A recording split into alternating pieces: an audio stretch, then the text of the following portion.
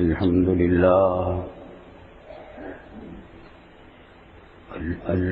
لله نحمده ونستعينه ونستغفره ونؤمن به ونتوكل عليه ونعوذ بالله من شرور أنفسنا ومن سيئات أعمالنا من يهده الله فلا مضل له ومن يضلله فلا هادي له ونشهد أن لا إله إلا الله وحده لا شريك له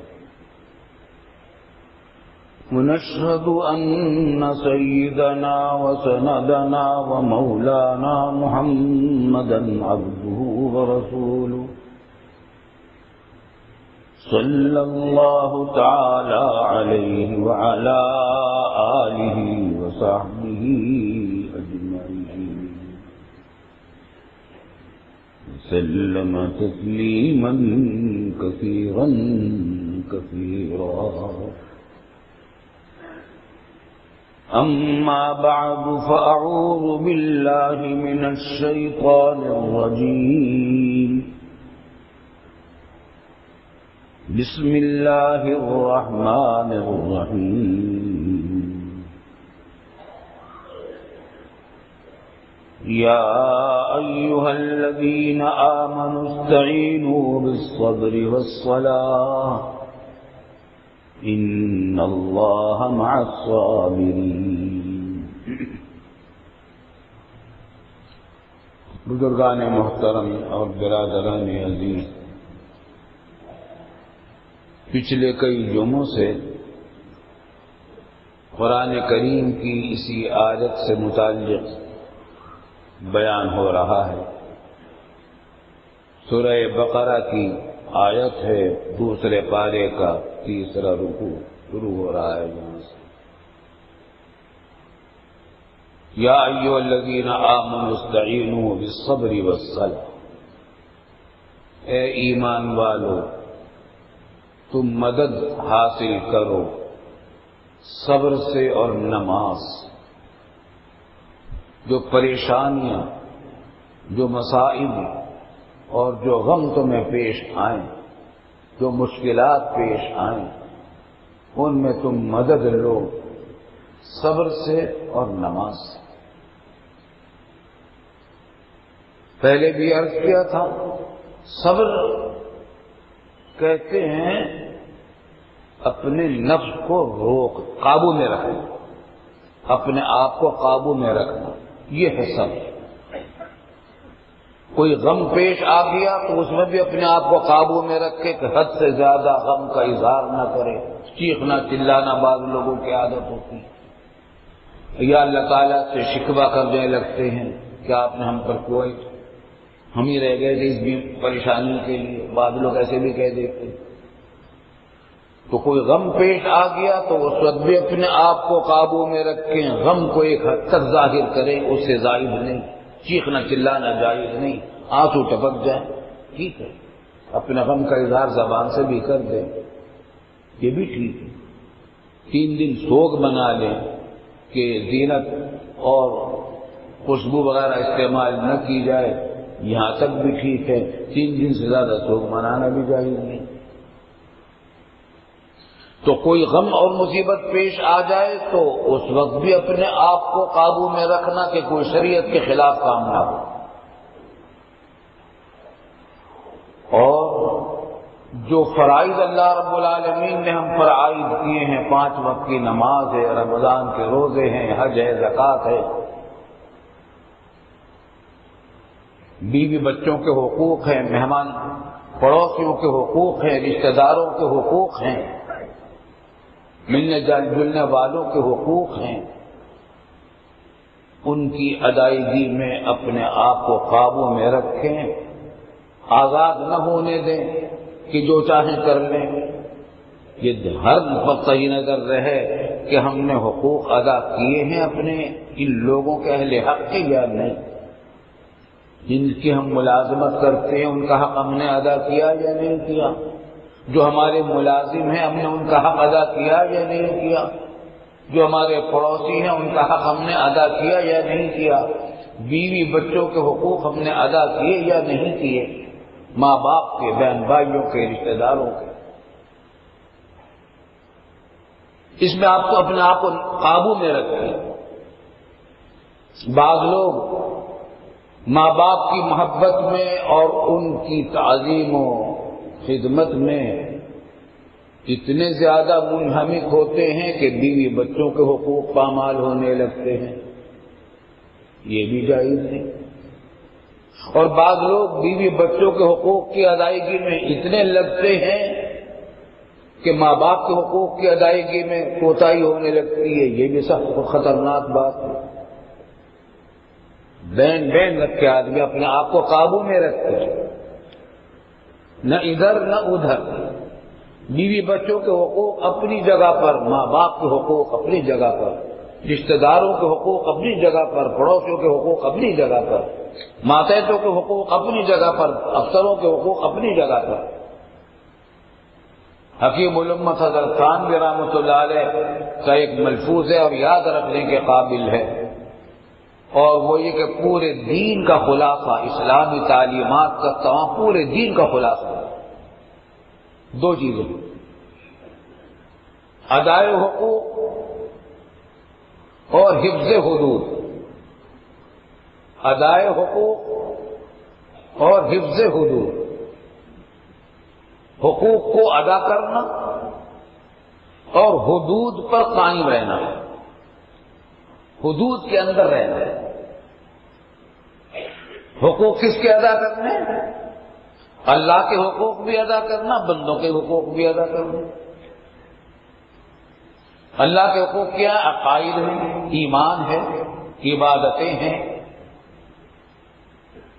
یہ اللہ کے حقوق ہیں۔ اللہ کا ذکر، تلاوت، دعائیں، ذکر، نمازیں اور تمام ہر قسم کی عبادتیں، یہ سب اللہ کے حقوق ہیں۔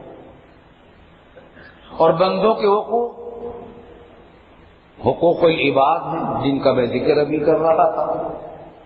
ماں باپ کے حقوق، بیوی بچوں کے حقوق، پڑوسیوں کے حقوق، رشتہ داروں کے حقوق، بہن بھائیوں کے حقوق، افسروں کے حقوق، ماتحتوں کے حقوق۔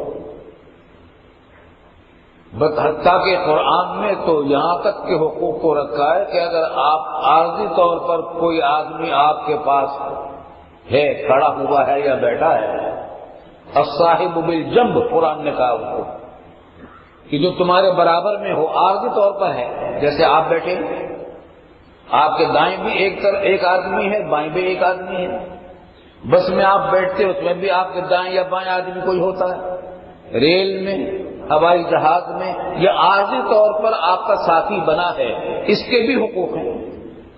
قرآن کریم نے فرمایا وَاعْبُدُوا اللَّهَ وَلَا تُشْرِكُوا بِهِ شَيْئًا وَبِالْوَالِدَيْنِ إِحْسَانًا وَبِذِي الْقُرْبَىٰ وَالْيَتَامَىٰ وَالْمَسَاكِينِ وَالْجَارِ ذِي الْقُرْبَىٰ وَالْجَارِ الْجُنُبِ وَالصَّاحِبِ بِالْجَنبِ، قریب کا پڑوسی، دور کا پڑوسی، اور جو عارضی طور پر تمہارے ساتھ ہو گیا اس کا بھی حق ہے۔ وہ کیا کہ آپ اس کے ساتھ کوئی ایسا معاملہ نہ کریں جس سے اس کو ایذا پہنچے۔ آپ کے کپڑوں میں اگر بدبو ہوگی اس کو تکلیف پہنچے گی، آپ اس کو اس طرح نہ بیٹھیں کہ اس کو جگہ کی تنگی ہو جائے۔ کوئی کام ایسا نہ کریں جس سے اس کو ناگواری ہو۔ تو پورے دین کا خلاصہ ہے ادائے حقوق، حقوق کی ادائیگی، اللہ کے حقوق کی ادائیگی، عبادتیں اور ایمان، اور بندوں کے حقوق کی ادائیگی، روپے پیسے کے حقوق۔ خریدار آپ کے پاس آتا ہے، آپ تاجر ہیں، گاہک کا آپ کے اوپر حق ہے کہ آپ اس کے ساتھ دیانتداری سے کام لیں اور دیانتداری کے ساتھ برتاؤ کریں۔ جو چیز وہ مانگ رہا ہے اس کو، جس کی چیز کے آپ نے پیسے لیے وہ چیز دیں، پوری دیں، صحیح دیں۔ اور خریدار کے اوپر یہ ذمہ داری ہے کہ حق ہے دکاندار کا کہ جتنے کا پیسے لیے ہیں، جتنے کا مال لیا ہے اتنے پیسے پورے کے پورے دیں، اس میں کوتاہی نہ کرے۔ غرض یہ کہ حقوق ہیں۔ پورے دین کا خلاصہ حقوق کی ادائیگی ہے۔ حکومت کی ذمہ داری ہے کہ وہ عوام کی ضرورت حفاظت کریں، ان کی بنیادی ضرورتوں کے انتظامات کریں، امن و امان قائم کریں، قانون کی بالادستی قائم کریں، اور ان کے راحت و آرام کے جو کچھ منصوبے ہو سکتے ہیں وہ کریں۔ عوام کی تو یہ ان کے اوپر حقوق ہیں عوام کے، اور عوام کے اوپر حکمرانوں کے حقوق کیا ہیں کہ جائز معاملات جو وہ کر رہے ہیں اس میں ان کے ساتھ تعاون کریں، اچھے معاملات کر رہے ہیں ان کے ساتھ تعاون کریں، تو ادائے حقوق ہیں۔ تو آج کل عجیب زمانہ ہے، آج کل آپ دیکھیں گے سیاسی جماعتوں کو، تنظیموں کو اور سیاسی لیڈروں کو، اپنے پیروکاروں کو وہ کیا سکھاتے ہیں؟ حقوق کی ادائیگی نہیں سکھاتے، بلکہ کیا سکھاتے ہیں؟ حقوق مانگنا سکھاتے ہیں۔ مزدور یونینیں ہوتی ہیں، اپنے حقوق کے مطالبے کرتی ہیں، لیڈر ہوتے ہیں، عوام کو کہتے ہیں فلاں ہمارا مطالبہ نہیں مانتی حکومت، ہڑتال کرو۔ آپ جتنے لیڈر دیکھیں گے سیاسی اور سیاسی جماعتیں اور تنظیمیں، آج کل رواج یہی ہو گیا ہے کہ حقوق مانگیں، لیکن کیا حقوق مانگنے سے مل رہے ہیں؟ مزدوروں کے حقوق مل رہے ہیں؟ تاجروں کے حقوق مل رہے ہیں؟ غریبوں کے حقوق مل رہے ہیں؟ نہیں، قرآن نے یہ طریقہ نہیں سکھایا۔ قرآن نے یہ طریقہ سکھایا کہ ان اللہ یأمرکم ان تؤدوا الامانات الی اہلھا، اللہ تم کو حکم دیتا ہے کہ دوسروں کی جو امانتیں تمہارے پاس ہیں، یعنی حقوق، وہ امانت ہے، ان کو پہنچا دو، ان کو دے دو۔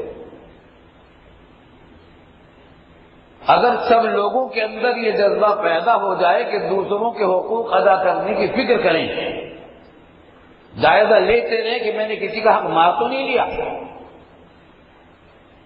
امن و امان قائم ہوگا یا نہیں ہوگا؟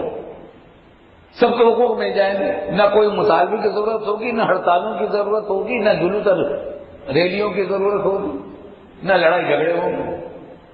لیکن اگر طے یہ کر لے کہ اردو حقوق ہم نے سب نے طے کر لیا کہ حقوق دوسروں کے حق ادا نہیں کریں گے، لیکن اپنے حقوق کا مطالبہ کرتے جائیں گے، تو خوب سمجھ لیجئے اس طریقے سے کبھی کسی کو حق نہیں ملے گا۔ حق تو ملے گا اس وقت جب آپ اپنے پیروکاروں کو یہ سکھائیں کہ دوسروں کے حقوق ادا کرو۔ اسلام نے، رسول اللہ صلی اللہ علیہ وسلم نے، قرآن نے مسلمانوں کو اسی کی تعلیم دی۔ آج آپ یہ مجمع بیٹھا ہے، ہر ایک یہ طے کر لے کہ میں کسی کا حق ماروں گا نہیں، کسی کو تکلیف نہیں پہنچاؤں گا، نہ حق کسی کا پیسہ نہیں ماروں گا، کسی کو دھوکہ نہیں دوں گا، کسی کی دل آزاری نہیں کروں گا، کسی کی غیبت نہیں کروں گا، کسی پر بہتان نہیں لگاؤں گا۔ یہ اتنے آدمی اگر طے کر لیں، ہر ایک آدمی کا اثر کئی کئی آدمیوں تک جاتا ہے۔ ایک گھر میں کئی کئی آدمی ہوتے ہیں، اگر یہاں 3000 آدمی تو 15,000 آدمیوں تک بات پہنچے گی، تو امن و امان قائم ہوگا یا نہیں ہوگا؟ لیکن ہماری یہ مغربی جمہوریت کا طریقہ ہے، مطالبے مانو۔ مغربی جمہوریت نے یہ سکھایا، اور اسلامی طریقہ تعلیم جو ہے اور طریقہ جو ہے معاشرت کا، حکومت کا اور سیاست کا، وہ یہ ہے کہ اپنے پیروکاروں کو یہ سکھایا جاتا ہے کہ دوسروں کے حقوق ادا کرو۔ چنانچہ کہ مولمد مولانا اشرف علی صاحب خان بھی رحمۃ اللہ علیہ نے فرمایا کہ پورے دین کا خلاصہ ہے ادائے حقوق، حقوق کی ادائیگی، حقوق کو ادا کرنا، اور حفظ حدود، حدود کی پابندی کرنا۔ آپ فرض کر لیجیے حقوق ادا کرنے لگے بیوی بچوں کے، لیکن اس میں حد سے آدمی بڑھ جائیں کہ ماں باپ کے حقوق پامال ہونے لگے، بہن بھائیوں کے حقوق پامال ہونے لگے، رشتہ داروں کے حقوق پامال ہونے لگے، یہ بھی غلط ہے۔ حد سے زیادہ کوئی چیز نہیں. انتہا پسندی تو اسلام میں ہے ہی نہیں.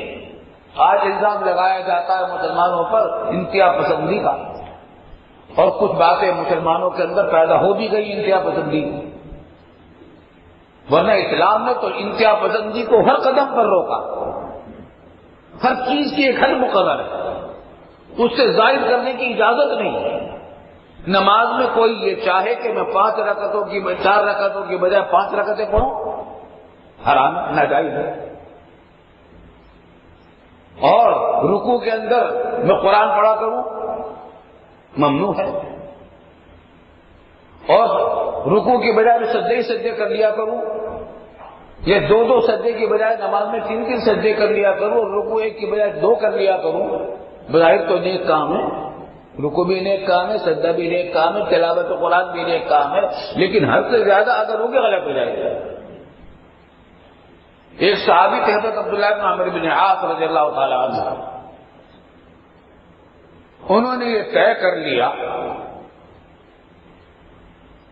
کہ دن بھر روزہ رکھا کریں گے، سال بھر، عمر بھر دن بھر روزہ رکھا کریں گے، رات کو جاگا کریں گے تہجد میں. حضرت صلی اللہ علیہ وسلم کو خبر ہوئی، آپ نے منع فرما دیا. فرمایا یہ کیا طریقہ ہے تمہارا؟ کیا تمہارے اوپر تمہاری جان کا بھی حق ہے؟ جان کا بھی تو حق ہے، سب سے پہلے تو جان ہی کا حق ہے. اپنی جان کے اوپر اتنے مشقت ڈالنا جو برداشت نہ کر سکو تو یہ بھی جائز نہیں ہے. بیمار پڑ جاؤ، بلکہ پھر بیمار ایسے پڑو گے کہ فرض نمازیں بھی چھوٹ جائیں گی، روزے بھی چھوٹ جائیں گے، کمانا زمانہ بھی چھوٹ جائے گا، بیوی بچوں کو حقوق کی ادائیگی جو فرض ہے وہ بھی ختم ہو جائے گی. تو سب سے پہلے تو اپنی جان کا حق ہے، تو اس کو جان کا حق یہ ہے کہ اتنی راحت اس کو پہنچاؤ اور آپ کو نیند اس کو ملے تاکہ دن میں وہ کام کر سکے. پھر دن میں تم اگر روزے سے رہو گے تو کون مہمان تمہارے پاس آئے گا؟ وہ تو روزے سے کون جائے ان کے پاس؟ آپ نے فرمایا کہ تمہارے اوپر تمہاری اپنا بھی حق ہے، تمہاری بیوی کا بھی حق ہے. اگر تم دن میں روزے سے رہو گے، رات بھر تہجد پڑھو گے، بیوی کے حقوق کون ادا کرے گا؟ بیوی اس بات سے آئی تھی تمہارے گھر میں کہ وہ اکیلی پڑی رہ جائے. اور اگر بلی زوری کا علی کا حق، مہمانوں کا بھی تمہارے اوپر حق ہے. کوئی جو تم سے ملنے کے لیے آتا ہے، اگر تم روزے سے ہوگے تو تمہاری طبیعت میں ظاہر ہے کہ کمزوری ہوگی، کھانے پینے کی طرف التفات نہیں ہوگا. ایسے میں کوئی مہمان آپ کے پاس آ کر کھانا کھاتے ہوئے یا کوئی چیز پیتے ہوئے شرمائے گا.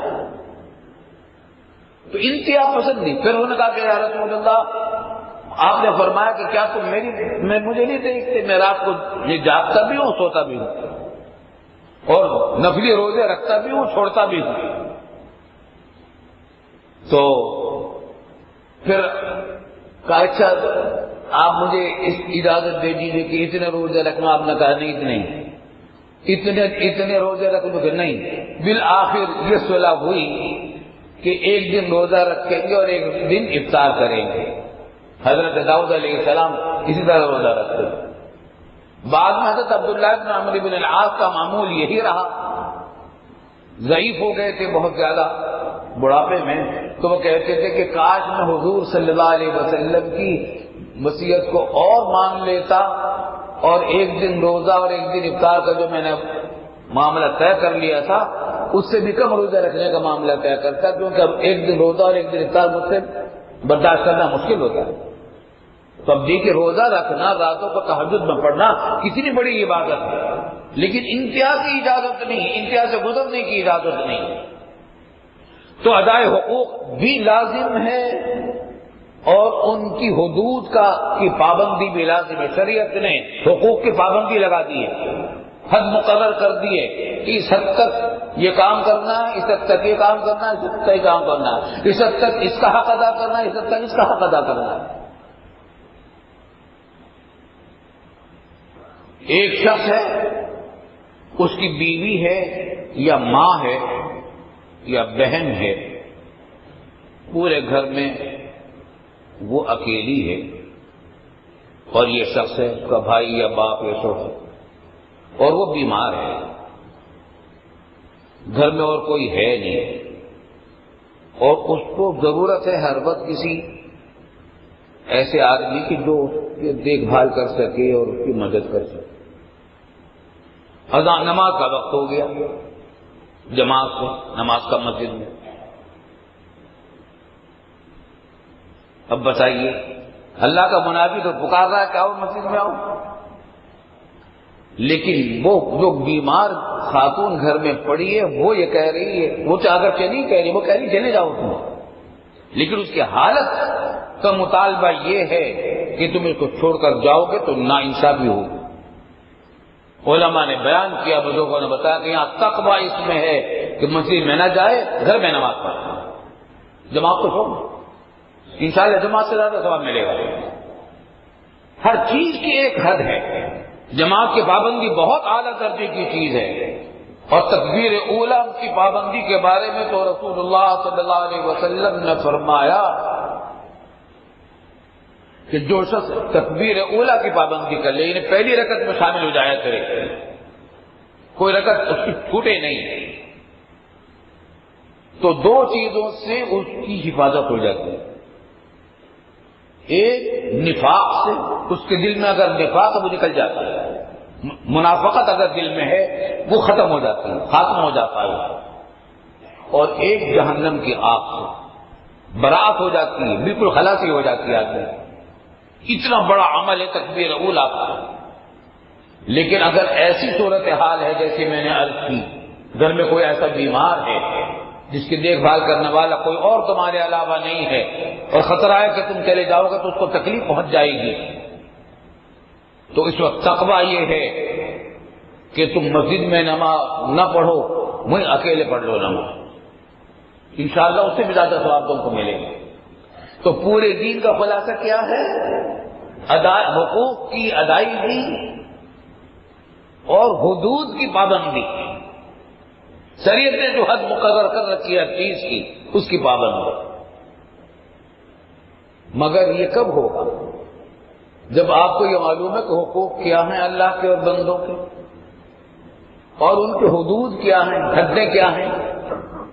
اتنا علم تو آپ کو حاصل کرنا پڑے گا، اس کے لیے کسی کتابوں کا مطالعہ بھی کرنا چاہیے، اور کسی بزرگ کی صحبت بھی اختیار کرنی چاہیے۔ صحبت کے بغیر آدمی حدود کی پابندی نہیں کر سکتا۔ حدود کو سیکھتا ہے آدمی صحبت میں رہ کر، اللہ والوں کی صحبت میں رہ کر، جو عالم بعمل لوگ ہیں، یا عالم نہیں ہیں مگر عمل ان کے سنت کے مطابق ہے، اور کہتے ہیں لوگ یہ بزرگ ہیں اور ان کے عمل سنت کے مطابق ہیں، ان کی صحبت میں بیٹھیں، ان سے پوچھا کریں، مشورہ کیا کریں، بیوی کے معاملے میں، بچوں کے معاملے میں، تجارت کے معاملے میں، ملازمت مزدوری کے معاملے میں، تاکہ حدود کے قائم کی پابندی ہو۔ ان سب کے اندر یہ کب کیسے ہوگا؟ صبر سے ہوگا۔ نفس کو قابو میں رکھو، نفس کو قابو میں رکھو۔ فرائض کی ادائیگی میں رکاوٹ بنتا ہے نفس، اس کو قابو میں رکھو۔ گناہوں پر آمادہ کرتا ہے نفس، اس کو قابو میں رکھو۔ غم کے موقع پر ناجائز حرکتیں کرنے پر آمادہ کرتا ہے نفس، کہ چیخو اور چلاؤ جاہلوں کی طرح اور اللہ کی شکایت کرو، اس کا تقاضا کرتا ہے، اس کو قابو میں رکھو۔ حاصل یہ کہ اپنے آپ کو قابو میں رکھو، انتہا پسندی سے بچو، انتہا پسندی سے بچو۔ آج ہمارے ملک میں مسلمانوں کے اندر بھی انتہا پسندی آ گئی ہے، جو خرابیاں پیدا ہو رہی ہیں جو خود بخود تو نہیں پیدا ہو گئی، ان میں بہت سارے ہمارے معاملات ایسے ہو رہے ہیں، یا قتل و غارت گری جو ہو رہی ہے، حفظ حدود نہیں رہا، حدود کی پابندی نہیں رہی ہے، کسی نے اختلاف ہے، ایک مسلک کا اختلاف ہے دوسرے مسلک سے، ٹھیک ہے یہاں تک چلو ٹھیک ہے، لیکن اس کا اصول کیا ہے کہ اپنا مسلک چھوڑو نہیں، دوسروں کا مسلک چھیڑو نہیں، ان کو اس پر عمل کرنے دو جو کرتے ہیں ان کی ذمہ داری، اور اپنا عمل کو تم درست کرو۔ ہاں ان کو تلقین اگر حق کی تم کر سکتے ہو حکمت کے ساتھ، نرمی کے ساتھ، خیرخواہی کے ساتھ ان کو مسئلہ بتا دو کہ بھائی تمہارا طریقہ یہ غلط ہے، مان لے تو ٹھیک ہے، نہیں مان لے تو آپ کی ذمہ داری ختم، اپنے عمل کو ٹھیک رکھیے، اپنا مسلک چھوڑو نہیں، دوسروں کا مسلک چھیڑو نہیں، اپنے نفس کو قابو میں رکھو۔ لیکن اب کیا ہو رہا ہے؟ دھماکے ہیں اور اس کے اندر بے گناہوں کا خون ہے، عورتوں اور بچوں کا خون ہے، قتل و غارت گری کا بازار گرم ہے۔ اب لاہور کے اندر جو واقعہ پیش آیا، کسی شخص نے توہین رسالت کا بدترین جرم کیا تھا، بلا شبہ بدترین جرم ہے، وہ ناقابل معافی جرم ہے۔ اس کو ہماری حکومت کی بھی کمزوری ہے کہ اس کو گرفتار کر کے اس کا اعلان کیا جاتا ہے کہ ہم نے پکڑ لیا، جلدی سے اس کو عدالت میں پیش کیا جاتا تاکہ جلدی سے اس کی سزا ہوتی، مگر چونکہ لوگ دیکھتے ہیں کہ سزا ہوتی ہی نہیں ہے مجرموں کو، تو وہ خود ہی قانون نافذ کر لیتے ہیں، کرنا چاہتے ہیں اور قانون ہاتھ میں لے لیتے ہیں۔ پھر انہوں نے وہ طوفان بدتمیزی برپا کیا وہاں کے مسلمانوں نے، پتہ نہیں وہ مسلمان تھے یہ غیر ملکی ایجنٹ تھے جنہوں نے مسیحی آبادیوں کو برباد کیا، آگ لگائی، وہاں کے عورتیں اور بچے مارے گئے، ان کے مکانات جلا دیے گئے۔ بتائیے ان بے گناہ عیسائی بچوں کا اور عورتوں کا کیا قصور تھا؟ مجرم ایک تھا، وہ تو محفوظ ہو گیا جیل میں آ کر، اور جنہوں نے جرم نہیں کیا تھا ان کو تم نے سزا دے دی۔ بظاہر تو یہ اپنے نزدیک عشق رسول کا کام کیا، لیکن یہ اسلام کو بدنام کرنے والا کام ہے، مسلمانوں کو بدنام کرنے والا کام ہے، قرآن و سنت کے تعلیمات کے سراسر منافی ہے، بلکہ توہین قانون رسالت جو ہے اس کو بھی ناکام بنانے کی سازش سمجھتا ہوں میں۔ تو اس میں مجھے اندیشہ ہے کہ شاید اس میں غیر ملکی ایجنٹ شامل ہیں جنہوں نے مسلمانوں کو بدنام کرنے کے لیے یہ حرکتیں کروائی لوگوں نے، لیکن کرنے والے تو ہمارے مسلمانوں میں سے کوئی ہوتا ہے نا۔ مگر وہی بات ہے کہ حفظ حدود نہیں ہے، ہر چیز کی ایک حد ہے، ادائے حقوق بھی ذمہ داری ہے۔ کافروں غیر مسلم اقلیتیں جو ہمارے ملک میں رہتے ہیں وہ اگرچہ کافر ہیں مگر ان کی جان و مال اور آبرو کی حفاظت ہماری ذمہ داری ہے، اگر نہیں کریں گے ہم گناہ گار ہوں گے۔ ان چیزوں کو نہیں سمجھتے تو نتیجہ یہ کہ ہر ایک جو چاہتا ہے کر رہا ہے، حکمران جو ہیں قانون کو نافذ نہیں کرتے، قانون کے مطابق فیصلے نہیں کراتے، مجرموں کو سزائیں نہیں دیتے، لوگوں نے خود سزائیں دینی شروع کر دی اور اس کے اندر پھر نہ یہ حدود میں یہ حد میں رہے نہ وہ حدود میں رہے۔ اللہ تعالی ہمیں صحیح فہم عطا فرمائے دین اور دین کی سمجھ تو پیدا ہوتی ہے اللہ والوں کی صحبت سے، بزرگوں سے ملنے سے، علماء سے رابطہ رکھنے سے۔ الحمدللہ علماء کی تعداد کم نہیں ہے ملک میں، اور ایسے علماء بھی موجود ہیں جو عالم بعمل ہیں، ان سے رہنمائی حاصل کریں۔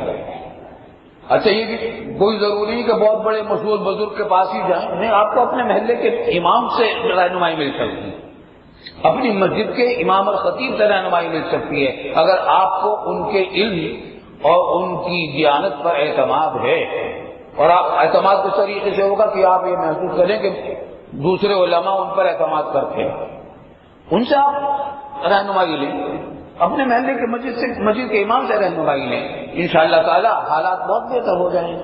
اللہ تعالی ہم سب کو ادائے حقوق کی بھی توفیق عطا فرمائے اور حفظ حدود کی بھی توفیق عطا فرمائے، جس کا حاصل یہ ہے کہ صبر کی توفیق عطا فرمائے۔ اللہ تعالی ہماری تمام دعاؤں کو قبول فرمائے۔ وآخر دعوانا الحمدللہ۔